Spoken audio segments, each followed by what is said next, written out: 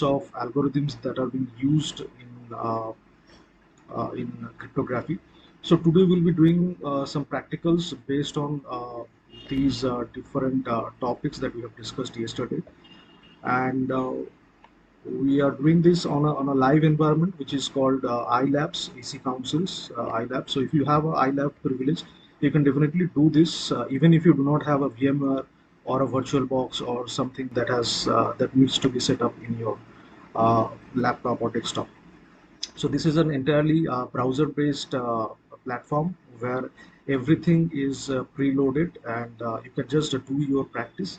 And even you will see that there are steps already mentioned with rightful images and instructions that are given in the right-hand side panel of the lab. So it is basically a self-learning thing, even if you do not have instructor right at the moment. So you can even anybody who doesn't have any previous experience in ethical hacking, so he can also complete these steps which are being documented here in this iLab environment. So we will be following the steps, and we will be completing the tasks that are being mentioned here in this iLab environment. So we have a lab here which is having certain VMs, like one is a Windows Server 2019 VM virtual machine, and then there is a Windows 10 virtual machine, and then there is Parrot OS. Like Kali Linux is also very popular, but nowadays they are providing Parrot OS, which is also used for ethical hacking and penetration testing. So the tools that we will be practicing most are having graphical user interface. The tools that are there in cryptography. So this is the lab that you can see. So here in the right hand side corner, you can see this lab has been given a time limit of 1 hour 50 minutes. So even it is not like that if you cannot complete this task within 1 hour 50 minutes, you will not be able to do it again. It is having an unlimited session. So like here, if you just check here, it is written that there are unlimited launch items, so you can try it, and every time you will get a 1 hour 50 minutes time to complete the lab. So this is a practice lab which is there, and definitely certain things we have already discussed. So is this visible clearly to both of you? Yes, sir. Okay, so certain things we have discussed yesterday, so I'm not going to discuss them once again. So the task or the objective of this lab is basically to complete these topics. So maybe if you can increase the size of the text also a little bit. Uh,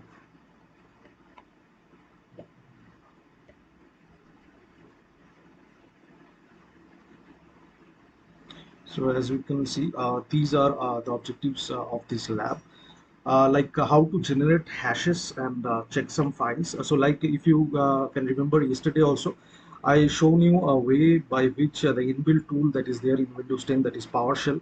With the help of PowerShell, we can verify the hash value of any file. So I did showed it to all of you, like when we are downloading the ISO file, or maybe the VMware image from the Kali Linux official website. So that file, whether it's an ISO file or whether it's a ready-made VMware image, every file does have uh, hash value, and the hash value does ensure that whether the file that we are downloading from the source, whether there is any modification that has happened during the transmission, or whether the file is intact.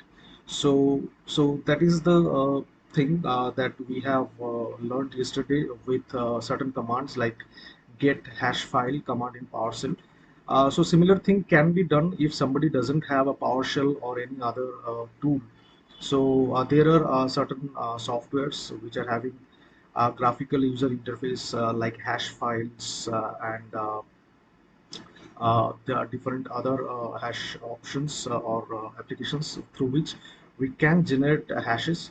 So what is a hash is maybe it is already known to you that whenever we are converting plain text, a simple plain text into ciphertext, so the final value that we are having, that is a hashed value, and that value is derived with certain algorithms like MD5, SHA, 3DS. So these are different types of algorithms. And what is algorithm? Algorithms are basically some mathematical formulas there. So we are not going into deep into those formulas. It is not required because we are not doing a research. We are not developing a new formula. But the things which are already there, which are already being used for so many years, so we have some ready-made applications, and we will be doing our practical on those applications. So the objectives are like generate hashes and checksum files, and then calculate the encrypted value of a selected file. And we will also learn how to use encrypting and decrypting techniques, and to perform file and data encryption. So definitely we can convert an entire file into a encrypted format. Like you must have seen, there is a software that we use on a regular basis, most of the people. It is called Winrar. Winrar is a file decompression software. It is file compression and decompression software. Basically, that is the main purpose. But along with file compression, it also works as a encryption software. And Winrar is not a free software. It is basically a commercial software, but there are some free software similar to Winrar, like 7-zip or some other variants are there, which are open source and free softwares to encrypt any file and to compress any large file into a smaller size. So we'll be doing practical on that also, performing a file and data encryption, how to convert a file into an encrypted format, or how to convert the data within the file into an encrypted format. And then we'll be learning how to create self-signed certificates. So like in my last session yesterday, I was discussing about, like when we have a web server or some sort of server which needs to be accessed by users from different part of the world. So there has to be some registered certificates that are needed on those server. Otherwise, if we just visit any server which is not a very trustful server, so it can be malicious server from which our system, the end user system, can get infected also. And there could be data breach and data leakage. All these things can happen. So definitely there are some signing authorities, global signing authorities. Like we know GoDaddy is a company who is mostly popular for registering domains, but they also have other services like providing certificates, authorization certificates for different websites. But even if we are developing a website for the first time, and we are not going to purchase a certificate from a certification authority, then also we need to create a certificate by ourselves in the server, in the web server. So here the server that has been used is Windows Server 2019. So we will see how to create a self-signed certificate in the Windows 2019 server. And then we will be doing a certain tasks like perform email encryption, how to encrypt an email, how to do disk encryption, like the hard disks that we are having. Every partition can be encrypted, or the entire hard disk can be encrypted also with certain tools like maybe you have heard of BitLocker is a tool which is available in Windows 10. So we'll be doing certain practicals on that. And then there is a topic called crypt analysis, like when you are enabling cryptography in your system or in your devices. Like we know, there are many tools which are analyzing tools by which we analyze certain configurations. Like Wireshark is a traffic analysis tool. So definitely there are some crypt analysis tools by which we can just verify whether the cryptography that has been enabled in our system is in a right order or not, whether it is which where we can trust on it. So we can analyze the cryptography configured in the system with crypt analysis. So so these are the objectives that will be fulfilled in this lab. So we have discussed about symmetric and asymmetric. So the lab task, as you can see here, is like any ethical hacker or pen tester, use numerous tools and techniques. So we will also be using certain tools and techniques here. So the first step, so everything is mentioned in step in this lab.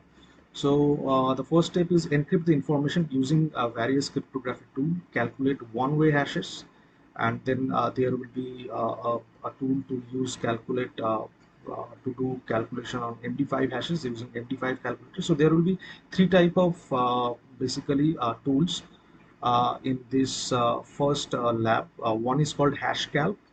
So the first tool is hashcal, and then there is MD5 hashes using the MD5 calculator. So the second tool will be MD5 calculator, and then we will do our MD5 hash calculation with another software tool called HashMyFiles.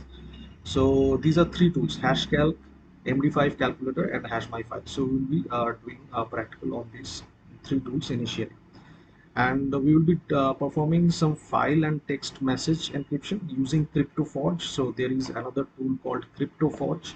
So these tools even are available in your Aspen portal also. If you just check your login, in the left hand side at the bottom there is an option to download the software. So you can download them together as a maybe a single zipped file or something. You can download it in your system, and you can do your practice even if you do not have iLab access. And even these softwares are available in the internet also, like hashcal. There is a particular website like slava soft. So if you just do a search hashcalc official website or official download, so you will get it even if you do a Google search. So you can download them. Anybody can download them in their Windows PC, and they can do this practice even if they do not have a iLab, or even if they do not have a VMware. There is a virtual lab